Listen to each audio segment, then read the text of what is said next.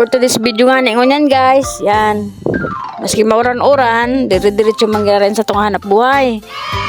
Yan. Pagkabit ko na nga ning ralami sa kansa kuyang tricycle. Yan, nagdi-discipline ako. Nipating payong nakakapot-kapot ko kadarada ko lata si pang payong ko nilidi sa tricycle. Kunday ko man kayan guys gamiton. Mababasa man ko ta igot-igot na naman ang uran. Pero hadit na naman ko. Tako baka dahil naman maubos ang sa kong paninda.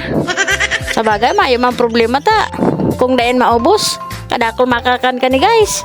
Oh, wow! Ano man daw ni pag nag-uuran, tagaro maluya sa buhay. Haradit na naman ang mga bindor. Kung dahil naman magkaurubos sa mga paninda. Ara mo guys, pag mauran, ang tao dahil nagkapararuluwas.